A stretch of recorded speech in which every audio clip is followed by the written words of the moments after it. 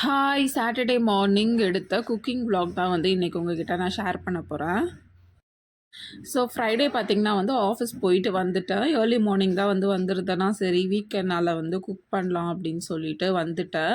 வந்ததுக்கப்புறமா வந்து இந்த தோசைக்கல் எல்லாம் கொஞ்சம் அழுக்காக இருந்துச்சா சரி கழுவி வச்சுட்டு அப்புறம் வந்து சாப்பாடு கட்டிட்டு போனேன் வீட்டில் இருந்து. அந்த டிஃபன் பாக்ஸ்லாம் வந்து வாஷ் பண்ணி ஃபஸ்ட்டு வந்து வச்சிடலாம் அப்படின்னு சொல்லிட்டு அதே வாஷ் பண்ணி வச்சுட்ருந்தேன். அப்புறம் வந்து குக்கிங் ஸ்டார்ட் பண்ணலாம் அப்படின்னு சொல்லிட்டு. மோஸ்ட்லி வீக்கெண்டில் பார்த்தீங்கன்னா வந்து இந்த மாதிரி ஒன் பாட் ரைஸ் வெஜிடபிள் ரைஸ்லாம் வந்து பண்ணிடுவேன். அது வந்து எனக்கு ஈஸியாகவும் இருக்கும், சீக்கிரமாக வந்து முடிகிற மாதிரியும் இருக்கும். ஸோ இன்றைக்கி என்ன பண்ணலாம் அப்படின்னு சொல்லிட்டு யோசிச்சுட்டே இருந்தேன். ஆக்சுவலி வந்து நேற்று வச்ச சாம்பார் ஒரு குண்டா ஃபுல்லாக இருந்துச்சா சரி குழம்பு எதுவும் செய்ய வேணாம், இது வேஸ்ட்டாக போயிடும் அப்படின்னு சொல்லிட்டு தயிர் வந்து வீட்டில் போட்டு வச்சுருந்தாங்க ஒரு கிண்ணம் ஃபுல்லாக, நல்லா ஹோம்மேட் தயிர். சரி தயிர் தாளிச்சிடலாம், இந்த சம்மர் டேஸ்க்கும் வந்து நல்லாயிருக்கும். வீக்கெண்டில் வந்து எல்லாருமே வீட்லேயும் இருப்பாங்களா, ஸோ வந்து கர்ட் ரைஸ் மாதிரி பண்ணலாம் தயிர் குழம்பு அப்படின்னு சொல்லிட்டு தான் வந்து சரி தயிர் பண்ணலான்னு ஐடியா வந்துச்சு. ஃபஸ்ட்டு வந்து ஸ்டவ்வில் வந்து ஹாட் வாட்டர் வச்சுட்டேன். அப்புறம் வந்து பிரேக்ஃபாஸ்ட்டுக்கு பார்த்திங்கன்னா வந்து மாவு எடுத்து மாவு கலக்கி வச்சுட்டேன். இட்லி மாதிரி ஊற்றி வச்சிடலாம் அப்படின்னு சொல்லிட்டு, சாம்பார் வந்து பிரேக்ஃபாஸ்ட்டுக்கும் ஊற்றிக்கலாம் அப்படின்னு சொல்லிட்டு. ஸோ இட்லிக்கு பார்த்திங்கன்னா வந்து சாம்பாரும் இருக்குது. அப்புறம் வந்து சட்னி கொஞ்சம் அரைச்சிடலாம் அப்படின்னு சொல்லிட்டு சட்னியும் வச்சு தொட்டுக்கலாம்.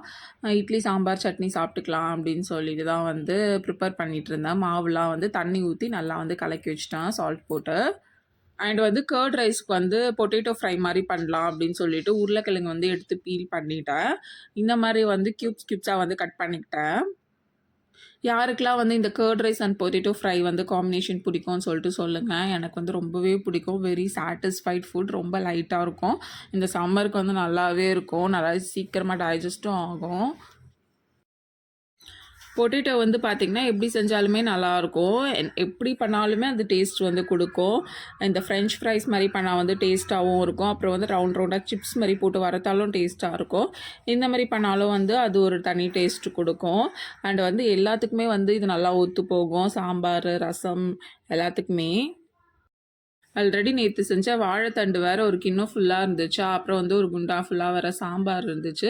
சரி சாம்பாரை ஃபஸ்ட்டு சூடு பண்ணி வச்சிடலாம், நேற்று செஞ்சது அப்படின்னு சொல்லிட்டு ஸ்மெல் வந்துடும் அப்படின்னு சொல்லிட்டு நல்லா ஹீட் பண்ணிகிட்டு இருந்தேன். கிச்சனுக்குள்ளே வரும்போது பார்த்திங்கன்னா டைம் வந்து ஒரு 5:30 இருக்கும். நல்லா வந்து 6 மணி ஆகி நல்லா விடிஞ்சு அந்த வெளிச்செல்லாம் வர ஆரம்பிச்சிருச்சு. அதை கேமராவில் எடுத்துகிட்ருக்கோம். ஒரு சைடு வந்து சாம்பார் சூடு பண்ணிக்கிட்டு இந்த பக்கம் வந்து பொட்டேட்டோ ஃப்ரை வந்து கடாய் வச்சுட்டு இதை பண்ண ஸ்டார்ட் பண்ணிடலாம் அப்படின்னு சொல்லிட்டு பண்ணிகிட்டு இருந்தேன். ஏன்னா வந்து டைம் ஆகிடும் அப்படின்னு சொல்லிட்டு. சாம்பாரில் பார்த்திங்கன்னா மாங்காய் போட்டிருந்தாங்க. எனக்கு மாங்காய் போட்டதே தெரியாது. அதான் பார்த்து வந்து ஷாக் ஆகி பார்த்துட்டு இருந்தேன். எனக்கு சாம்பாரில் வந்து மாங்காய் போட்டால் ரொம்பவே பிடிக்கும்.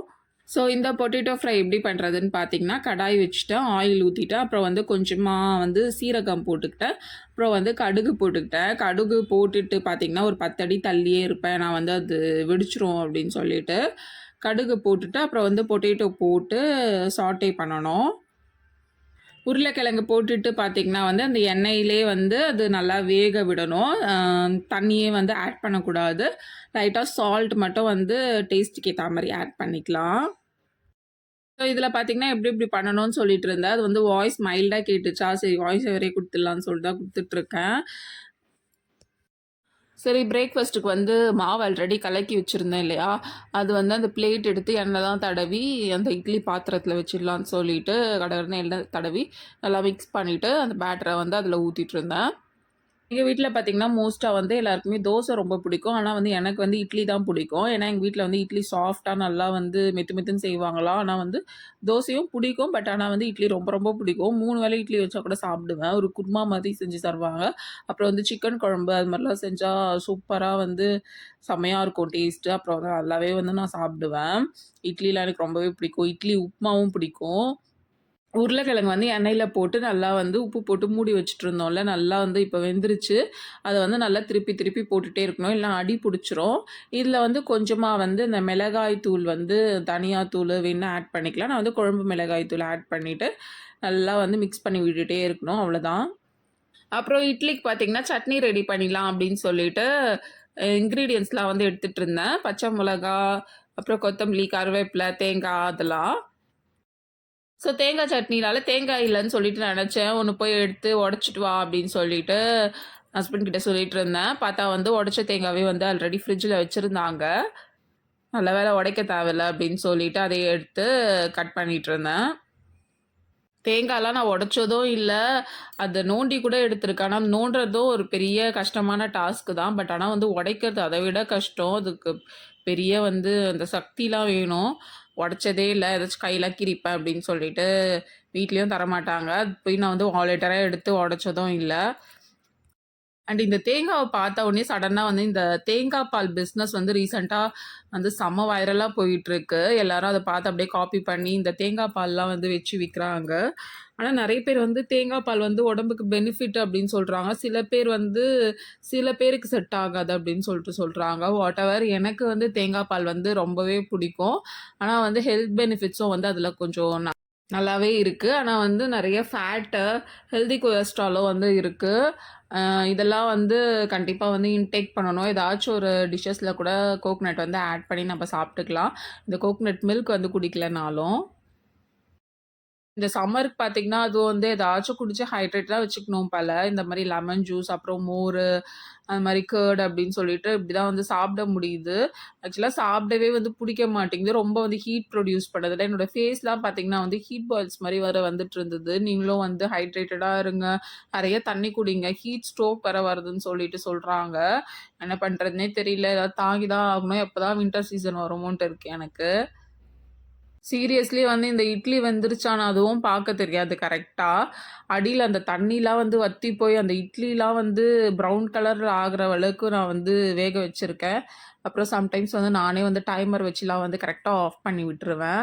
அது மாரிலாம் வந்து இருக்கும். இந்த சைட் பார்த்தீங்கன்னா வந்து தயிருக்கு தான் வந்து தாளிச்சுட்ருந்தேன். கடுகு, சீரகம் போட்டுட்டேன். அப்புறம் வந்து ம் காஞ்ச மிளகா கொஞ்சம் போட்டு, அப்புறம் வந்து மஞ்சத்தூளு, கருவேப்பில, கொத்தமல்லிலாம் போட்டு நல்லா மிக்ஸ் பண்ணிட்டேன்.